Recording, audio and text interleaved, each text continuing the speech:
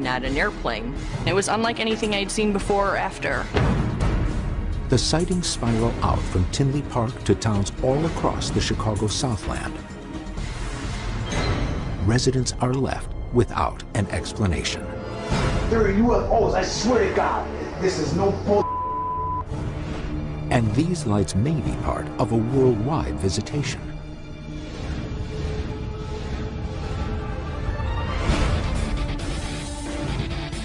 Now, for the first time, witnesses are coming forward. Tinley Park Police Station was being inundated with phone calls. So everybody was calling the cops. With never-before-seen footage of the Tinley Park lights. There's something there, and I can't explain what it is. I got it on tape! I got it! This is case number 97001, Invasion, Illinois.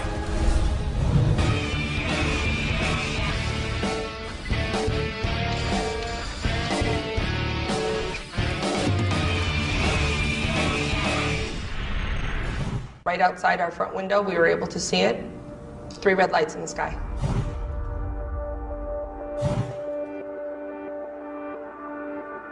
August 21st, 2004, Tinley Park, Illinois. In this quiet suburb, just 30 miles south of Chicago, many are taking advantage of what they think will be a normal summer night. They're gathered at block parties, at barbecues, and at a local concert by rocker Ozzy Osbourne. The mood is festive, and the skies are clear, but not for long. I got it on tape! I got it! The first of over 50 reports begin pouring in to local authorities just after 7 p.m. There's something strange in the skies above Tinley Park. 3 bright red-orange lights that seem at times to be flying in a triangular formation, and sometimes in a straight line. Actual video from that night shows the lights moving silently and slowly from west to east over the Tinley Park area, often visible for as long as 30 minutes. By 9 p.m., reports of the strange lights spread like wildfire over the Chicago suburbs. Tinley Park, Lake in the Hills, Oak Forest, Orland Park, Mokina, Madison, Frankfurt. I saw 3 red lights in the sky. They were kind of hovering and changing formations from a triangle to like a 3 in a row, one, like dot, dot, dot. And this thing just floated across the sky from southwest to northeast. Here we are at the First Midwest Bank Amphitheater, formerly known as the Tweeter Center, the site on August 21st, 2004 of Ozfest. On that night, people leaving the amphitheater after the concert was over got caught in a traffic jam. And in the traffic jam, they're looking up and they see dazzling light formations in the sky. Now, we know what some people might say. I mean, it was an Ozfest concert. Of course people are going to see lights in the sky. The Tinley Park case should have the makings for a really interesting case. There's a lot of evidence. We've got a lot of witness testimony spread over a wide geographic area. And the case is really fresh. It's current. And the people in Tinley Park weren't alone. This isn't just a regional mass sighting. The team believes this may be a worldwide event.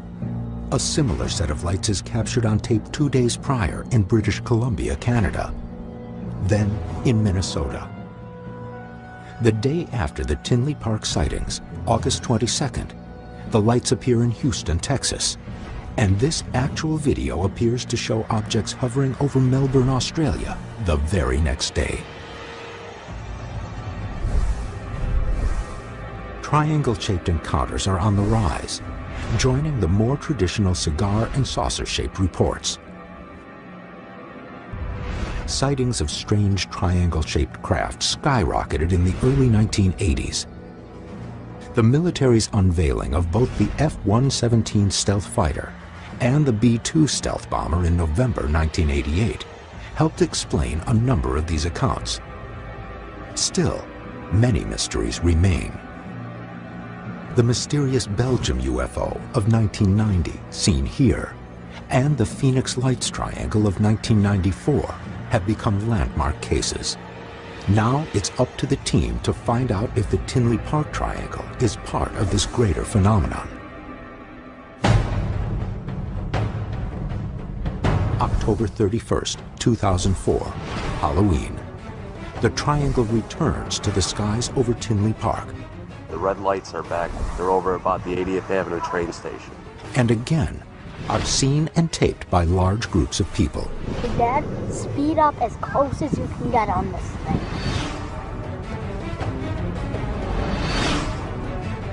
The debunkers tell us these are flares. These are flares attached to balloons that are hovering in the air.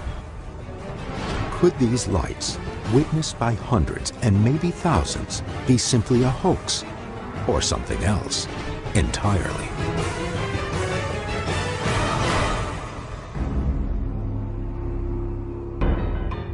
The Tinley Park investigation is underway as several angles are explored. Pat Uskert is collecting video evidence from the eyewitnesses and attempting to pinpoint the precise locations of each sighting. At this point, we really need to see a lot more information. I need to see more video. I need to talk to more people.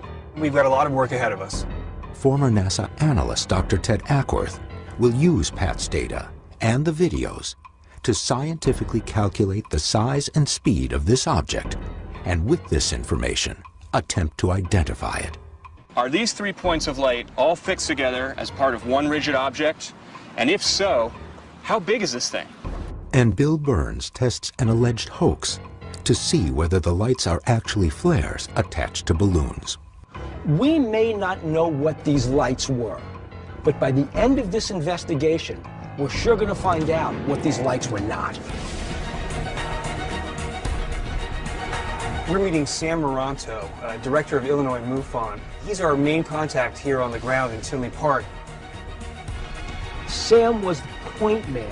In cop shop terms, he's the squeal man for this case. He takes the first call. When everyone saw the lights, they contacted him. He's actually been in touch with all the people who have the footage, the eyewitnesses, the people who say they saw this thing in the sky, whatever it was. I think I probably interviewed well in excess of 100 people. According to Sam, the Tinley Park events are among the best documented UFO sightings ever. Many people have seen UFOs. Rarely do they report them. You rarely even get so much as a picture out of most UFO cases. Approximately 25 to 30 videos exist, shot simultaneously from different parts of Tinley Park and the surrounding suburbs. There are still many more people to see and talk to, more footage to recover, and I think this case is evolving. This thing was seen by thousands of people. It did make newspapers, nationally, in Illinois, and even around the world. So Pat goes right to the source, a correspondent from the local paper, the Southtown Star. I'm meeting with Jason Freeman. As a journalist, he's objective. He doesn't really have anything to gain from this. He's just interested in getting at the truth, very much like we are. You know, I was amazed, but you know, you can never take the reporter out of yourself. So I immediately started to kind of get the scene. Those people who hadn't seen it, already had their minds made up that it was what the media said it was, road flares or whatever, all these other explanations. Whereas I think the people that saw it, myself included, are a little bit more open-minded. Jason writes a column about his own personal experience. I got out of my car and tried as hard as I could to get a better view of the anomalies. What exactly was it that I and hundreds of other Tinley Park residents saw that night? I'm not sure. In speaking with a journalist, it's important to keep in mind that he's been trained to just record events as they occur, as unbiased as possible. To my knowledge, no one ever officially explained what they were, which leads me to, scratch my head even more. The police department adamantly said that these were not weather balloons with flares. In fact, every other agency said the same thing. The FAA said this was something that they don't know what it was because it didn't register on their radar. Within 35 miles of Tinley Park are Chicago O'Hare and Midway airports. How could radar operators at two of the nation's busiest airports not pick up an object seen by so many witnesses? The FAA has no answer, which causes the team to rule out commercial or private planes. Perhaps the best evidence may lie in the video. This is a unique scenario because we have so much very good footage. Sam has at least 15 distinct pieces of videotape that capture the bizarre phenomena. This was the August 21st, 2004 sighting, mass sighting. This segment of footage is from Oak Forest. I don't know what that is. I wonder how many more there are going to be, but you know what, that was really cool when it was the three of them. I don't know. Do you really think we should call and report this? 3 miles to the southwest, in Tinley Park proper, another witness, T.J. Japcon, shoots this footage of the lights. Are you recording this? Yeah, now I am. While he's shooting footage further southwest, they're shooting footage from the northeast. So they're actually shooting the same phenomena simultaneously. So this is great. This is a triangulation on one phenomena that both cameras pick up. From every angle, in every neighborhood, eyewitness video captures the lights in the same triangular formation. The various lights almost stayed rigid with respect to each other as they moved through the sky. Do flares do the same thing? I think it would be premature to jump into this and say we're looking at some sort of huge extraterrestrial phenomenon or giant craft over Tinley Park. What we have is 3 points of light in the sky, and I'd like to keep it right there until I get more information. Skeptics claim there is an ordinary explanation for the Tinley Park sightings, but the multiple witnesses don't agree. Never before seen footage from that night may finally... I knew it wasn't a plane or aircraft of any kind that I've ever seen. There was no noise. So we were kind of amazed and just started to think what it could be. And I really have no answer for that. The team is in Tinley Park, Illinois, investigating multiple appearances of an alleged triangle-shaped UFO. Hundreds, if not thousands of people, from lawyers and doctors to concert-goers, claim to have seen 3 strange reddish lights in the sky on 2 separate nights in 2004.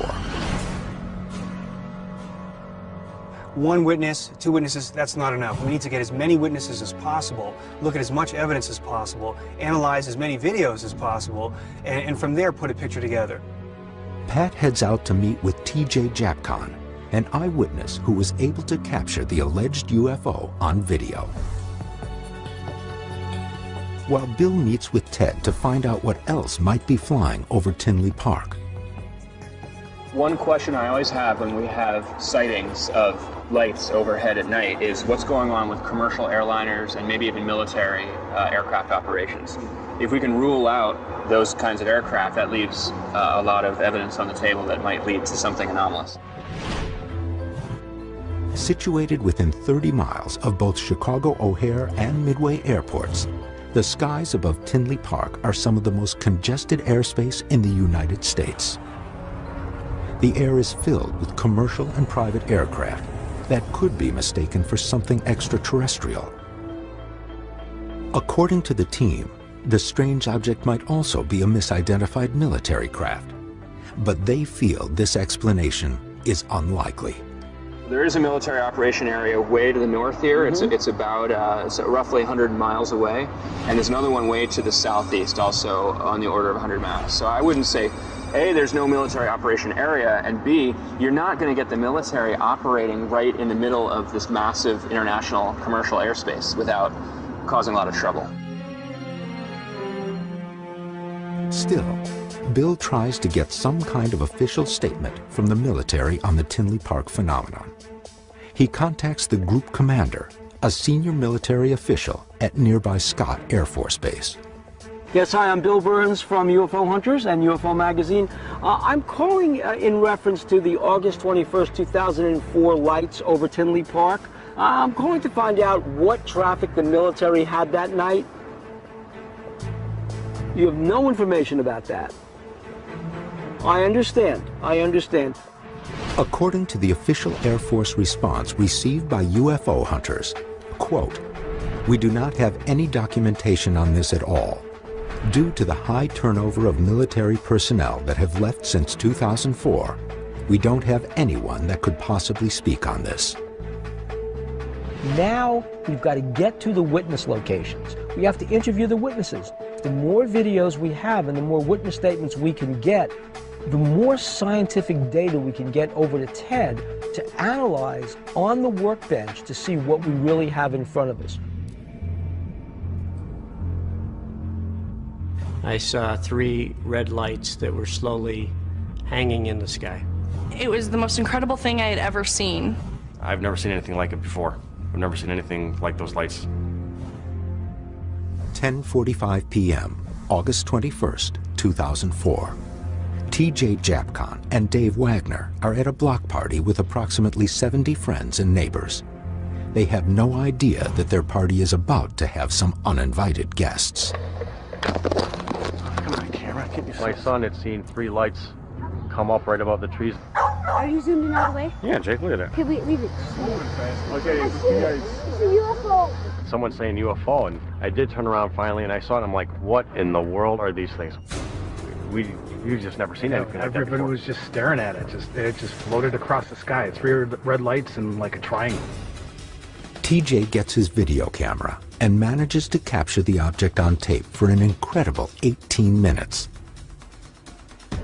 It's definitely not a helicopter. It's going too slow for helicopters, too. That's going right over us. As they watch, they believe the object is maneuvering in ways beyond the capacity of conventional aircraft. It took about 15 or 20 minutes to move from here to over there. Then it stayed stationary for a little while, and then it crawled again. So it actually stopped at one point? It stopped, yeah. So it moved across the sky, stopped, and then it continued moving? Yeah. Yep. Wow. The slow pace and stationary hovering of the object is highly inconsistent with typical aircraft flight behavior, and these locals know it. When a police officer stops by the block party, he is bombarded with questions about the object. We had stopped him, and we asked him what was going on, and he goes, right now, he goes, I can't talk. He has to get back to the station because the station, Tinley Park Police Station, was being inundated with phone calls. Yeah. So everybody was calling the cops? Everyone was calling the police. UFO hunters contacted the Tinley Park Police Station for a statement. The officer in charge had no comment on the case, but their own incident dispatch report shows they did receive calls of red lights in the sky that night. After half an hour, the object slowly disappears into the night. Whoa! Where'd it go? Where'd it go? Gone. But around 11:30 p.m., TJ and Dave have another sighting. A single red point of light that follows the same path as the object seen earlier. Oh, come on. Kurt! They're back! The UFOs are back. This time, Dave is ready. He has a high-powered telescope in hand.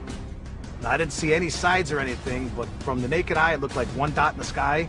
But through the telescope, it looked oval-shaped with about 10 or 12 red lights around it. Pat collects TJ's video and other data for Ted to analyze. He uses a GPS locator to plot the precise location of the sighting. Next, a clinometer helps establish how far off the horizon the alleged UFO appeared to be. Finally, compass readings pinpoint the trajectory of the UFO across the sky. Definitely the footage that TJ just showed me is very similar to the footage I saw earlier with Sam. These are definitely videos of the same event, the same lights over Tinley Park, whatever they were. What was this object? What was its size? And how far away was it from the witnesses? Or was it an object at all?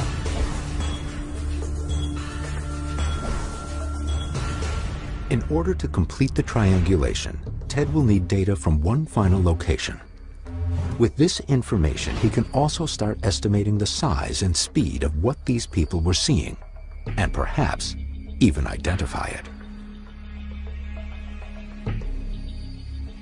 That same night, Bob Peterson is with his children in his backyard when he sees the same triangle-shaped object. Dawson, go ask Mom for the telephone. I want to call somebody. What made you take notice of these lights? I just happened to look up and there were 3 red lights in the sky. It was definitely an odd thing to see. We are kind of in a play pattern here from Midway Airport. There's a lot of activity as far as planes are concerned. So at first I did think they were helicopters, but as they got closer, I mean, they were dead silent. There was just no noise coming from them. So at that point, it wasn't a helicopter. How about airplanes? No, it's way too slow. Despite his sighting, Bob is not convinced that he has seen anything extraordinary. My opinion is there was some type of hoax put on. I don't know what it would be. Bill Dooley, Bob's friend and neighbor, also witnesses the lights, but his reaction is very different. We actually had a high-powered telescope back here at the time, and one of our friends got right on it, but he said it looked just like we're seeing it with our naked eye. I thought it was something, some kind of flare or something like that. We thought about that you would see some kind of smoke, and we didn't. Again, Pat takes the crucial location data for both Bob and Bill's sightings.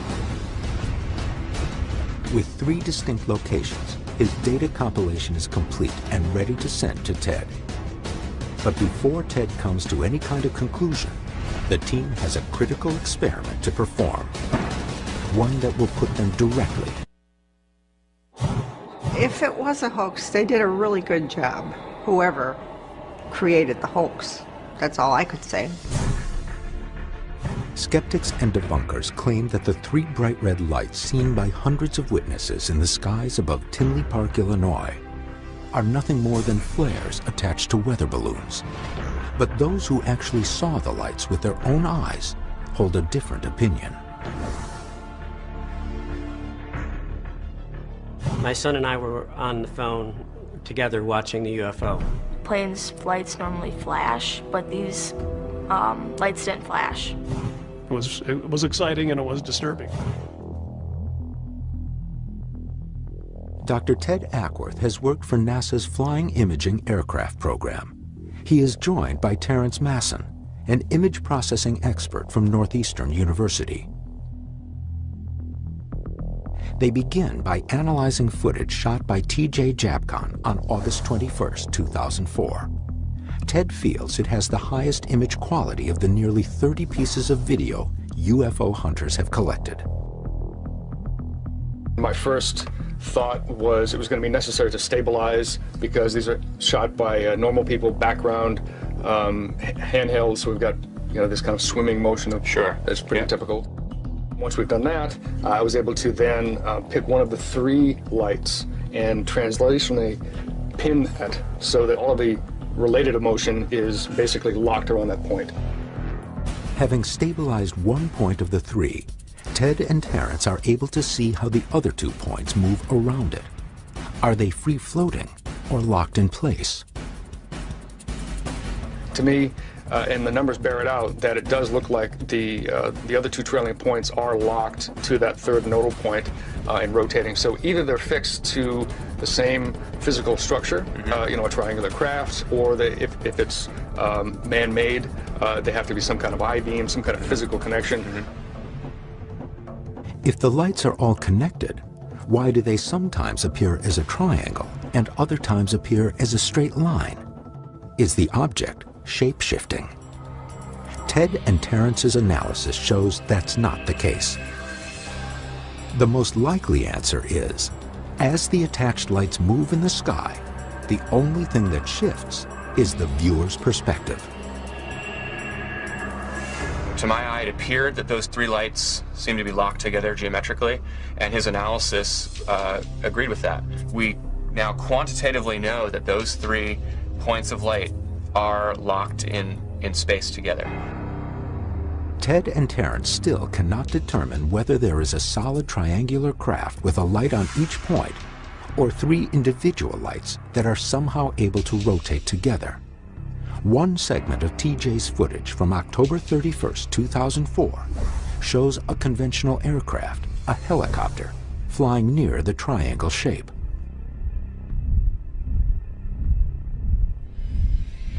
The team contacted all local airports, the FAA, Pilots of America, and numerous other aviation organizations in hopes of finding the pilot. One pilot responded saying he had been in the air and saw something strange that night. When asked for an interview, he refused, claiming he feared for his job. I'm hoping that we can get a sense of the overall size. You know, is this thing 10 feet across or a quarter mile across? We could take the height of that helicopter image in this frame, right, and compare that to the height of the lights, and calculate the distance between those two lights. Because spatially, just in the imagery itself, it's probably about 30 times the linear width of this helicopter, right? Yeah, that's getting up to 1,000 feet. I was going to say 1,000 feet as opposed to the width of the helicopter. So based on this method, I think we're in the ballpark, you know, of 1,000+ feet in separation between these 3 lights. With their estimate of 1,000 feet between the points of light, Ted and Terrence plug in the location data that Pat has gathered from the eyewitnesses. The GPS locator pinpoints each sighting on the map.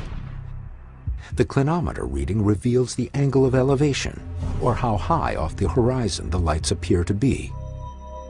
Compass readings indicate in which direction the alleged UFO is traveling. Without this additional information, no true estimate of the size of the object can be made. Based on the clinometer and compass readings, the witnesses all appear to have seen the same object to the west and low to the horizon, between 5 and 10 degrees. And we know from the footage here from TJ, which is taken from here, looking in that direction, at about roughly a 10-degree elevation, that our object is approximately that distance away from TJ. And we figured that was about 2.5 miles. If the unknown object is 2.5 miles away, at an average of 7 degrees off the horizon, and with 1,000 feet between each point of light, then they can estimate its total size. I think 1,500 is a pretty good estimate, plus or minus a few hundred feet. It's definitely not the distance from wingtip to wingtip of anything that... Absolutely not. And I don't know any structure that you could fly that could hold lights 1,500 feet apart. To the best of their knowledge, the alleged UFO over Tinley Park is one object several thousand feet in the air and about 1,500 feet from end to end. To put that into reference to something we might know, think of a 747 or the newer A380 aircraft. Those are about 250 feet in wingspan. So we would have to stack up about 6 of these to get the span that we're seeing from our evidence in this case. And that's just beyond, that's like 6x the largest aircraft that we have.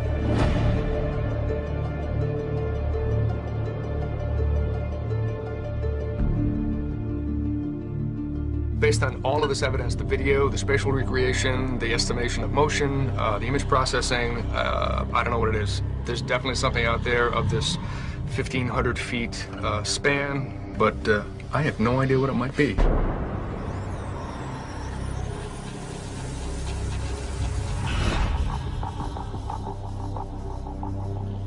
This could be an elaborate hoax. People say that there were red flares in the sky. Don't think that it was some type of a spacecraft. There just wasn't any evidence to me that it was anything other than three lights that were not connected. Although there's never been an official explanation for the lights over Tinley Park, there are some people who believe that these were nothing more than flares tied to balloons. And it's an interesting theory, one that we have to test. So that's what we're doing here today. We're actually going to set some balloons with flares aloft and see if they look anything like the Tinley Park footage from 2004. Cleared by local authorities, the test will allow the team to compare the color and intensity of the flares as well as the way the balloons and flares move in the night sky, with the original footage of the lights over Tinley Park. But Ted's analysis proved the lights were connected by something solid. So if this was a hoax, it was rather elaborate. We suspect that there's a frame between the lights, an object between the lights that you can't see in the darkness. So what we're doing to test this out is we're building triangles out of the PVC pipe and attaching flares to the end of those corners. So in effect, we're making our own flying triangles out of flares and balloons. Let's see what they look like compared to the footage we have. As the team unloads their equipment, the weather begins to take a turn for the worse. Much worse. We're looking at major lightning right now, big storm coming this way. We have to shut this thing down and get inside and get some shelter. Bill and Pat manage to get the materials for the experiment inside, but the danger is far from over. They don't call this Tornado Alley by accident. I grew up in California. We just don't have this. I've seen lightning before. I've heard a little bit of thunder. This is, what can I say but welcome to Illinois.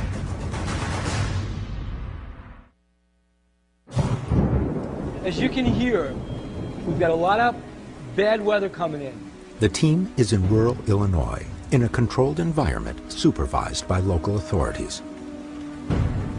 In spite of the weather, the team soldiers on, building the PVC frame. 3 weather balloons, 5 feet in diameter, are filled with helium gas and attached to the frame. But it soon becomes apparent that the frame is too heavy for the balloons to lift. The larger we got, the heavier the frame got, and the more impossible it was for the balloons to lift this thing. So it just seems like if they're describing a giant triangle, there's just no way these balloons could lift this thing. It would take possibly hundreds or even thousands of balloons to lift a structure that large. They know from Ted's analysis the object is massive, and the lights are connected. It's unclear how such a hoax could be possible. Still, the team works to get the balloons airborne and in formation in order to compare the flares to the strange lights on the videos. I think the lightning has passed. We may have a window to launch. Sam Moranto and several eyewitnesses from 2004, Bill Dooley and his son Nick, and Bob Peterson and his son Tyler arrive for the test. Since they saw the lights with the naked eye originally, they're the best witnesses to tell us, hey, this looks like the lights we saw, this didn't look like the lights we saw. For test purposes, they've also brought the same cameras they filmed the Tinley Park lights with in August of 2004. So what we want to do is maybe use their cameras to take footage of the balloons that we launch and compare them to their footage from 2004. Let's see how it matches up. The 3 balloons are attached on a line at 15-foot intervals. A flare is then suspended from each balloon. Gentlemen, light your flares.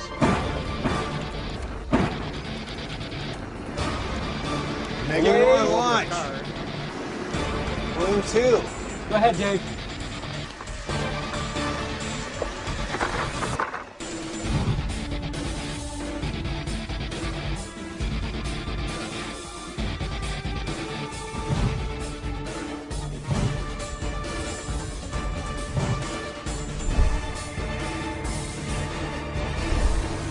While Sam and the team have only seen the video evidence of the Tinley Park lights, Bob, Bill, and their sons are eyewitnesses.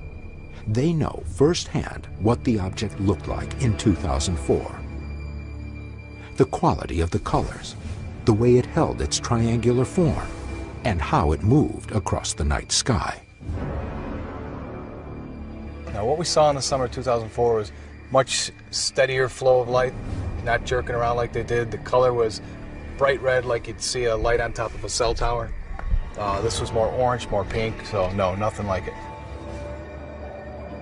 Bob Peterson's initial impression is that the 2004 lights are a hoax, but this demonstration has given him a new perspective. Based on what I saw tonight, no, I don't think it was a flare.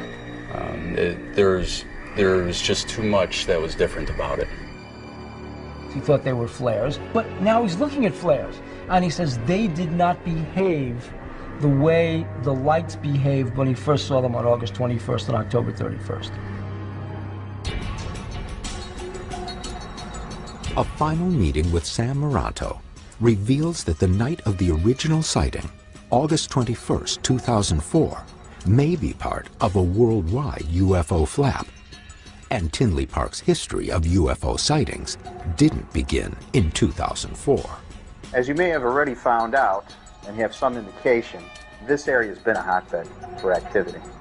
Project Blue Book, the Air Force actual investigation into UFO phenomena, actually had one of their cases here in Tinley Park. What was the case? The case was two young men seeing an unusual object. They reported it, and it was investigated and still remains unknown. And that was in the early 60s. Was there any other activity around the case that we're working with now? Well, I'll tell you one thing, Pat. We had August a hot month. Objects very similar to what was seen out here was seen on the 18th in Canada. On the 19th, we have that object over Minneapolis, St. Paul, hovering there for a period of almost 9 hours. Then here we go, the 21st in Tinley Park. After that, Houston, Texas. A few hours later into the 23rd, what do we have in Melbourne, Australia? Same thing again. Is it possible that these were all sightings of the same object? What was the date of the Australia sighting? The Australia sighting was on the 23rd, but remember, their dateline is ahead of us by 16 hours. What are the chances of these lights popping up here and then in Australia a couple days later? On the very next day. Sam Maranto has uncovered video from Australia that appears to show two of the Tinley Park type objects, seen here for the first time. Oh no, my battery's running out. Oh, no, Mum. On September 30th, 2005, the same configuration of lights returns to Tinley Park and again is widely seen and taped by the residents. The object appears to be the same one seen in 2004, and yet another sighting occurs barely a month later, on October 31st, Halloween 2005. With all of the evidence gathered for this case, the team waits for Ted to weigh in on the experiment. How will the new footage stand up to the original 2004 video of the mysterious lights over Tinley Park?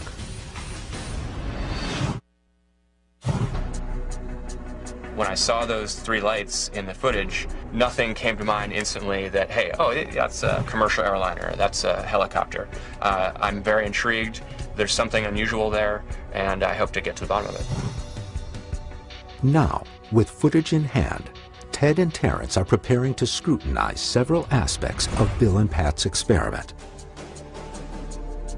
Even with an absolutely perfectly still, calm atmosphere, you're still going to get this kind of unrelated random motion to these 3 points. Right. Now, of course, in this case, there was some kind of wind, and they're just all over the place. As Bill and Pat noted in the field, their balloons behaved erratically in the wind, in stark contrast to the 2004 footage. According to National Weather Service data, on the night of the experiment, winds are clocked at 12 miles per hour. In 2004, the winds are more than twice as strong at 30 miles per hour. Yet the lights do not exhibit the same erratic behavior as the flares and balloons. I mean, I can imagine a tether, like a nylon filament tether, right, but that would only limit the distance this way, but not this way. And we're seeing that they're not kind of bouncing in towards one another and hitting outer limits. They're locked. What this seems to reinforce to the team is that the 2004 lights must be locked in place via some form of rigid structure. Without this, the light should exhibit the same volatile behavior as the experiment video. The longer it holds that configuration, the stronger and stronger the case if they are actually locked. That's a pretty important conclusion. I think so. Yeah, it's definitely not three independent floating flares. But does this prove that the witnesses in Tinley Park and other locations around the world photographed a flying craft? Ted and Terrence also want to contrast the color and light quality of the flares in comparison to the original footage. Unfortunately, it's very hard to tell with these consumer-grade cameras. The exposure settings and the sensitivity is such that you can shoot dramatically different colored lights, and very often you're going to see them basically bloom to almost solid white. The biggest difference that's pretty clear to me is the intensity differences. Right. The flickering, basically, for lack of a better word, is very evident in the flares. Ted and Terrence also look for scintillation, any fluctuation in the quality of the light. A constant light source will have less scintillation than a less stable source, like the flares. To me, it's actually an illuminating source. It's very clear, some kind of light, as opposed to some kind of burning combustion. Right, which will have its own variability. Right. But Terrence brings up another intriguing point of comparison. The experiment clearly shows the flares dropping residue, but in the original video from 2004, there is no evidence of any residue. I'd love to be able to say that our experiment and our analysis of the evidence leaves us with a very credible explanation. This was flares floating on balloons. But I can't say that. I think it's extremely unlikely that is the explanation for what we have here. I can say definitively that there's no way that I can see any kind of tethered balloon light source, flare or otherwise, would be responsible for the footage that we have. Without saying it's an alien spacecraft, I can definitively say, by the strictest definition, it is an unidentified flying object.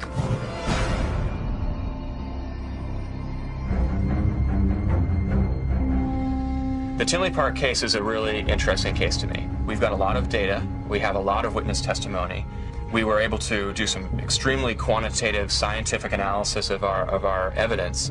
To the best of my ability, I can't put my finger on an explanation to say, oh, it was something terrestrial. All I can say is that I can't explain what it is, and yet is a highly credible, corroborated case. So there's something there, and I can't explain what it is, and that is very intriguing to me.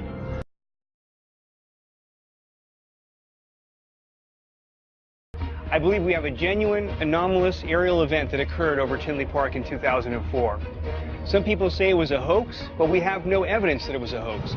Now, I know in other UFO cases, pilots, both military and civilian, have come across these orbs of light, and that could be what we're dealing with here. So in my opinion, this case is still open. You have to ask yourself, are these people seeing the same object in the sky? Is this a worldwide UFO phenomenon? Or is this a worldwide UFO hoax?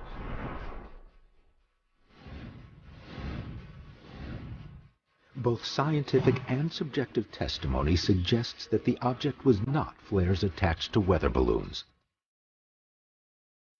Video analysis reveals something of massive size. Does the Tinley Park mass sighting and the mountain of visual evidence around it provide a glimpse of an actual UFO? Or are the answers still floating somewhere in the skies above Tinley Park? This terrifying information to come out so that there'll be people in a camp of, oh, there are good ones and there are bad ones and we're going to choose sides, and it's Star Wars all over again. I mean, this is like, a wet dream, I hate to say that, for the intelligence community to have people, brainwashed this way. And what I think that, when I met years ago, I got a document. It's in the film very briefly, Sirius, which you can see at our website, SIRIUS is the name of the film, and it came out last year as the biggest crowdfunded film in history. And what happened is, in this document, although they didn't spend much time on it in the movie, I would have liked to spend more time, is that it was from the Strategic Studies Institute, and it was talking, this is 1996, about creating a global abduction cult and to simulate human being abducted by aliens that would be done with very advanced aircraft and the stagecraft of creatures that look like aliens but aren't, And, this document is in black and white, and it's an authentic document describing this program. Now, if that's all there was, I'd say, well, that's interesting. But then I've met with so many men and women who've been in these projects. I remember talking to a man who had been in a program back in the 70s. It was the late 60s and 70s where they were doing this. And he says, oh, yeah, back then we didn't have as good a stagecraft, as they called it, as we do now. But we were able to get these anti-gravity devices and have people appear to be aliens. And they would use various chemical substances, electromagnetic weapons, and they would engage in various types of abductions and also mutilation events back in the 60s, 70s, 80s, and for livestock. And he said we were doing that because we knew that that would make its way into the tabloid media and the UFO subculture and begin to start this slowly snowballing effect of fearing everything alien. So that's sort of how the game is played. It's been played for thousands of years by despotic demagogues, whether they be religious figures or political figures. And there's always an agenda behind it. The agenda behind it is to manipulate people through fear.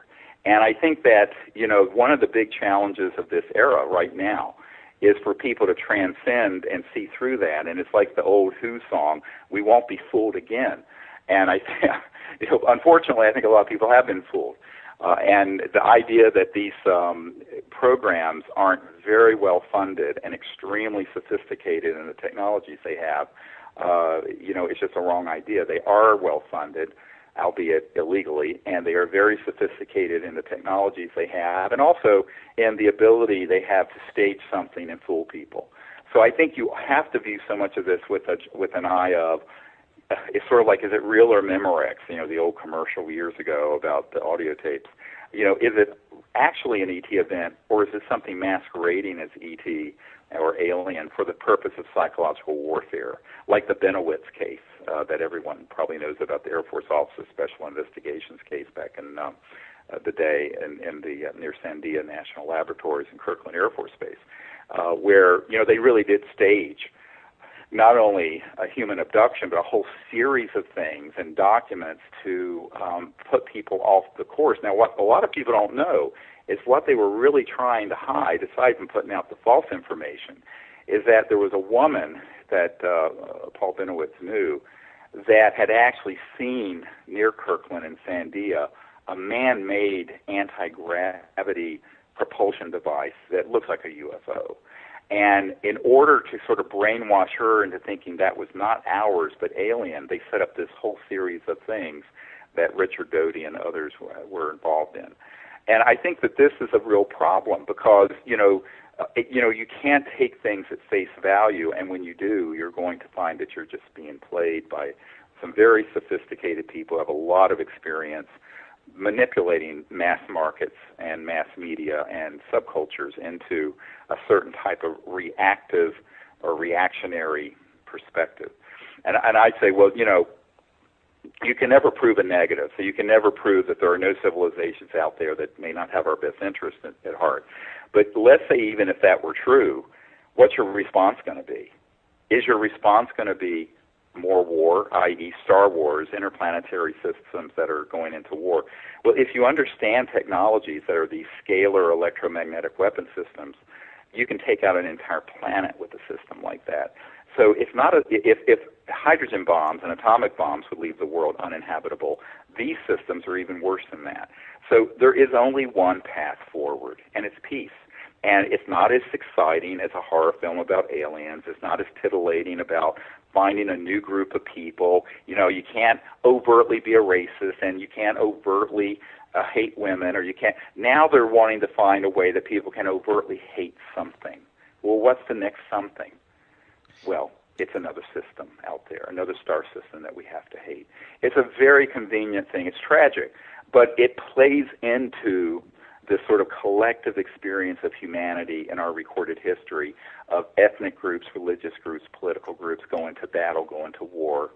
And you look at the last 100 years, we've killed something like 200 million of our own species in warfare on this planet, and often for things that are just ridiculous. And yet that's something that is unfortunately one of the chief organizing principles of the current world order is an us versus them military industrial centralized governmental complex.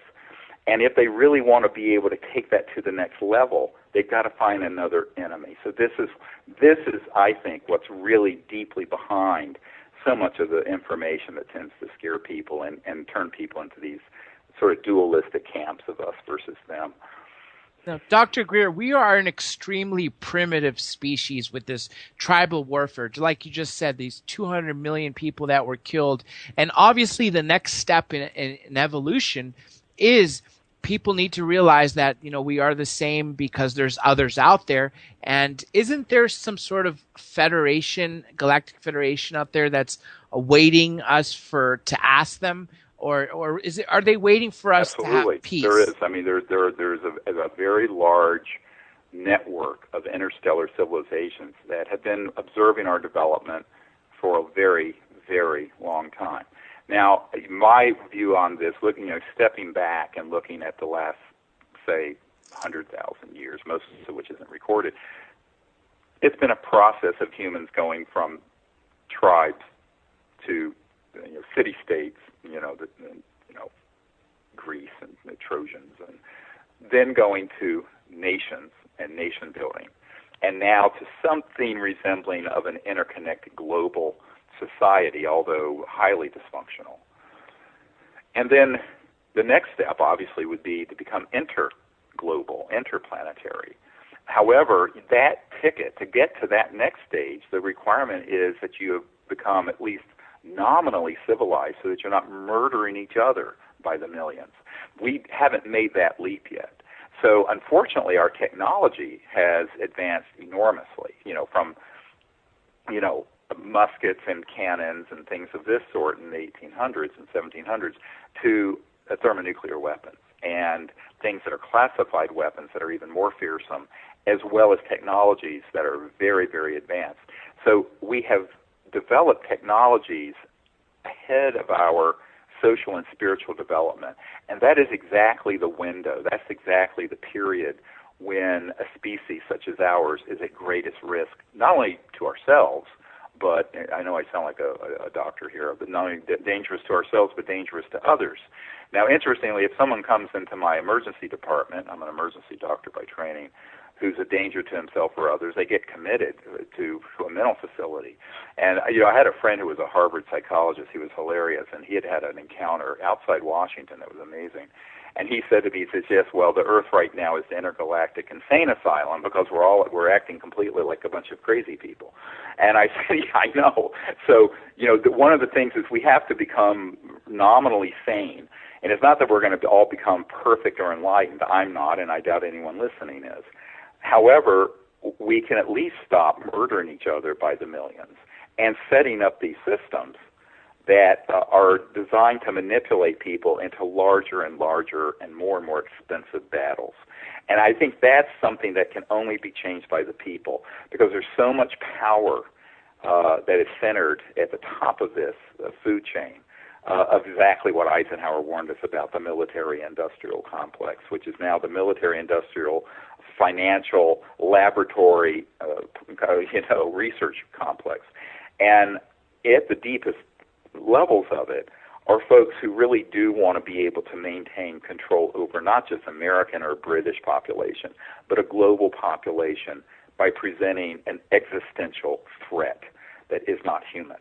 And I think that drives so much of the agenda of the false information, the concocted cases, the stagecraft. Now, have there been people who have been horrible victims of this? Yes. And, a lot of people, when they've heard me say this, say, well, you're not very sympathetic to people who've been injured or abducted. I said, no, I'm very sympathetic. Where I differ is the conclusion of who's doing it and what's behind it. There was a physicist who used to work out at Pine Gap, the facility near Alice Springs in the center of the continent of Australia, and brilliant man. And he was talking to me about how they had been manufacturing for years these creatures that look like aliens, but they're actually man-made kind of bio-nanotechnology creatures that have been used in abductions and have really been very persuasive for a lot of people thinking that they had an encounter with an alien when it was actually something that people were making that was some excellent stagecraft. And I say excellent in the sense of very well done, but diabolical and absolutely evil. And so I think that, until you get do a really good research on this and begin to drill down that, since the 80s there have been people who have concluded that, it's not just MK Ultra at the CIA that was doing experiments on people. There are all kinds of experiments that have been done with some technologies that most people wouldn't believe humans have. But it's because they're assuming that the technologies they know about, such as might be at MIT or Caltech or Oxford or Cambridge, that's the state of the art. It is not the state of the art. The state of the art of the technologies are unpublished in deep black projects that are in these underground facilities near Edwards and the Nellis Range, what people call Area 51, but nobody in the business calls it that. And these technologies that are in the hands of the big corporate titans, such as Lockheed Martin and Northrop Grumman and SAIC and E-Systems and Raytheon and on and on and on. Those technologies are highly classified and are, most people, if they were to see them displayed, would say, oh, that's got to be alien. Well, it's not. It's just that they don't know how far these technologies over the last 50 years of studying, not just science in general, but also recovered and downed ET craft, have advanced, and they are substantial. So this substantial growth in technology that's classified and is not known by the general public would almost certainly fool anyone who would see it. I remember back in the early 90s, it was after I briefed the CIA director for Bill Clinton, I had a man pull me aside and he said, we have technologies that are so good that if we want to have somebody have a conversation with their personal God, a Jesus, a Buddha, whoever, they'll have it, they will think it's real, and they will pass a lie detector test that it happened to them. He looked at me square in the eye. This guy, it was chilling. And I said, what are you talking about? At that time, I thought this has got to be nonsense. And he went through a lot of this, and I went, oh, my God. I mean, and this is why, research on this issue is not simple. It's like an onion you pull back, and you pull back 38 layers, and you think you've reached the core of it, and you've got 50 more to pull back. So it's not a simple issue. Let me ask you this, Dr. Greer. You're saying that the technology is so superior right now that they can mimic an alien abduction, mimic UFO flights and anti-gravity and this. But when you're doing your summoning events and having your CE5, could this be possible again, technology that might be man-made and you might be, being deceived again? Oh, absolutely. In fact, we've had both happen on the same week-long training event. By the way, I just want to mention to people, there are 2 spots still available for the week after the Joshua Tree event. We're going to do the thing that Sunday night's open to the public. Then we're going to do a small team training for an entire week up in Joshua Tree that begins that night and goes for an entire week to the following Sunday morning. And that's limited to, I think, about 25 people. But there are 2 spots left, so if anyone has that week and wants to do it, they can go to SeriousDisclosure.com and find out. But we have had that happen. I'll give you a great example. One time we were up in you probably know where Sedona, Arizona is, and we were up in that area, and we had an amazing sighting and contact with actual ET craft and these translucent beings that were around us, very ET. The craft were seamless, this and that. And then later, we had a disc fly over, but it had 2 jet fighters escorting it that was 100% man-made. It was a man-made anti-grav that was going from the south to the north. I suspect it was headed up towards the Provo area, the Dugway Proving Grounds, which is an underground area there south of Provo. That's one of the state-of-the-art facilities now in America. Most people don't know about. They always think of Area 51. I say, yeah, that was a cool place in the 60s and 70s. But so this event, everyone there are like 30, 40 people there, looked up and they, what the hell is this? I said, well, that's one of ours. So, yeah, I think people have to have enough knowledge, and I think this is one of the things that I try to train people when I do these expeditions with them is to say, look, here's the characteristics of an actual interstellar transdimensional extraterrestrial vehicle and these beings. Here's what we have that I know about that are classified projects. There are distinguishing characteristics. Now, if it's too far away and there's not enough information, you have to say, well, gee, I don't know if that was one of ours or one of theirs. And I think that, but if you don't even have that, you know, in medicine we talk about differential diagnosis, so that if somebody has chest pain, you know, there are like 115 things that can be. One of them is a heart attack. But if you don't know about the other 114 other things, you're going to miss a dissecting thoracic aneurysm, which is, of course, what killed Princess Diana. So you have got to have enough knowledge and information. What I find is sort of difficult in the UFO subculture is that people aren't drilling down at the depth that they need to, because the people studying new energy and anti-gravity and secret aircraft programs don't give much. Some of them don't even think any of it's ET. A lot of the people involved with the ET and so-called alien issue don't know about the other. You really have to put all of it together in a comprehensive bit of information, and this is what I've been trying to bring forward.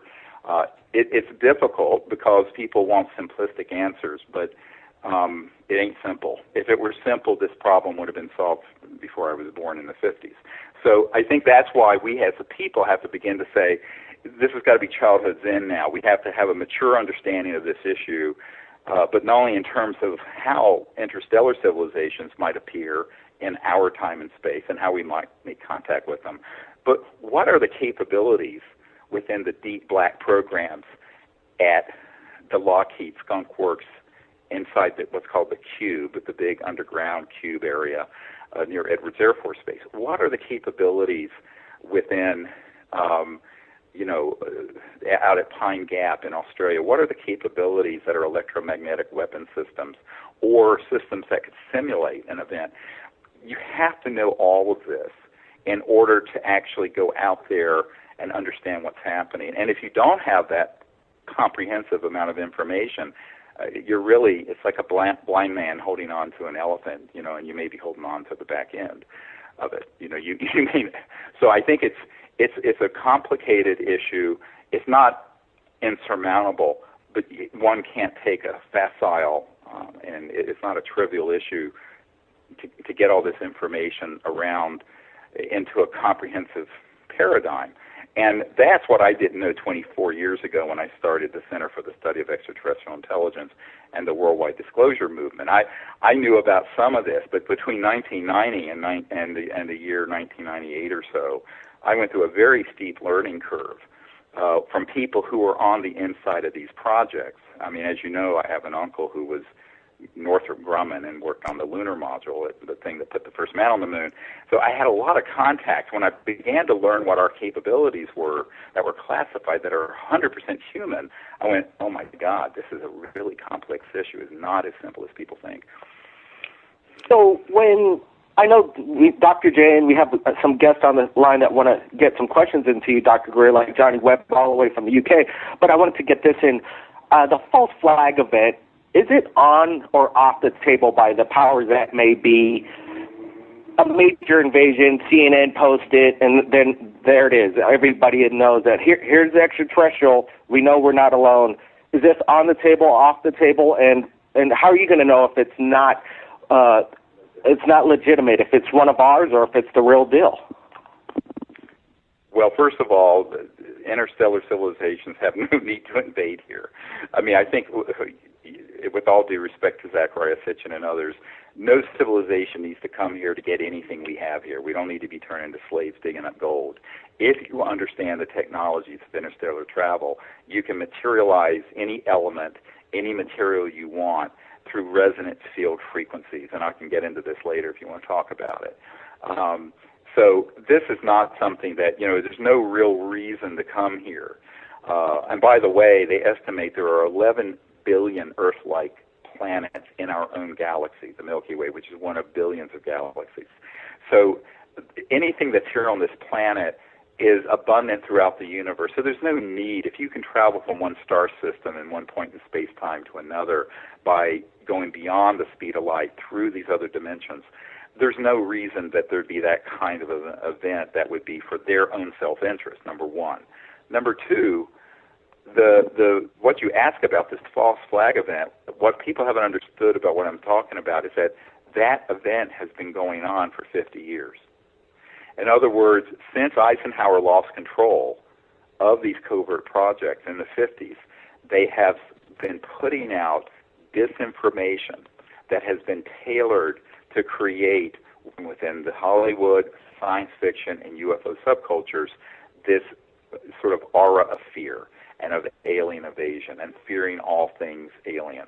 And I think this is something that people don't understand. It's a long-term project. So Werner von Braun, when he was talking about this, he was talking about it, in 1974. That was 40 years ago. So it isn't like this is something that's just like a singular event that's going to happen. It's an ongoing disinformation and counterintelligence project that all of us have been victims of. Are they going to get it on a world scale, though, like CNN all at once? Is that on the table, or Sure, that's something that I would say that's something that's possible in the future, and I think people would have to be very, very careful about how they evaluate what's going on. I mean, I wish we had been so careful about the claims about the weapons of mass destruction in Iraq before we went up and completely dissembled that country, and look what we have now, probably what's going to become the biggest terrorist and radical state in the entire world, much worse than Afghanistan. So I think that what people have to begin to do is they need to question this. And if it's on CNN or any other major network, you really need to question it. I hate to say it, because, those guys are often just basically taking dictation from the right hand of the king. And I'm quoting, that what I just said, taking dictation from the right hand of the king, is what a very good friend of Mike Wallace at 60 Minutes told me up in New York back in the 90s, a guy named Schwartz. And Schwartz, this guy told me, he said, look, he says, I used to think we had a free press. He says, and he had been dealing with Mike Wallace on some of this stuff, dealing with these majestic documents and other things way back in the 80s and 90s. He says, what I found is that basically the big media cannot cover and will only portray things that they are ordered to do because they're corporatized. And those big media corporations are vertically and horizontally integrated into the system. So, I think that something certainly could be done like that. Now, the other issue is that you can have an authentic ET event, and it could be spun into something that is an invasion. For example, I'll give you a great example. Back during the darkest days of the Cold War, as you know from the Disclosure Project witnesses, many of our intercontinental ballistic missile, our nuclear missile silos and facilities were overflown by ET craft. A number of cases where, like in Minot, North Dakota, where you had 16 to 20 intercontinental ballistic missiles, thermonuclear weapons, that were rendered unlaunchable all at the same time. Now, at the same time, the same era when that was happening, Sam, I remember talking to Sam Donaldson of ABC News about this, that was going on in the Soviet Union with their nuclear weapons, but in a different way. And basically, what a captain who was there in the Air Force at Minot, North Dakota, said he really felt that the ETs were saying, don't blow up this beautiful planet. But if you do launch, know this, we can intervene so you don't destroy all life on Earth, because this Earth is precious. He really got that vibe. And I said, well, of course that's what they were saying. If they wanted to come in and just invade and sanitize the whole Earth of all this stuff, they could do that probably in a couple of nanoseconds. The problem is that would look like an invasion. So it's sort of a catch-22. They're waiting for us to fix this problem, because if it's done from outside, number one, we're not going to learn any lessons and evolve. And number two, it will be portrayed by these special interests as an invasion when it isn't, when they're simply trying to help or prevent something disastrous. So I think we have to look at this in a much wiser way than the sort of the paranoiac and sensationalism that permeates this issue right now. And that's one of the more difficult things for people to accept, because to be thoughtful about this is really difficult, and to be reactionary is predictable, but cliche. Dr. Greer, we got a break in a couple minutes, but real quick, I wanted to give Blake any last words before he goes. Well, certainly, we're going to be getting on location and working on our latest production. It's a feature-length film. Everybody keep an eye out for it, Hangar 52. And, yeah, Dr. Greer, I think you're going to dig what you're going to see in this film. Maybe you don't quite know the angle we're going to go at it, but definitely it's not a horror movie, but it is a thrill ride, and it's inspirational for humanity.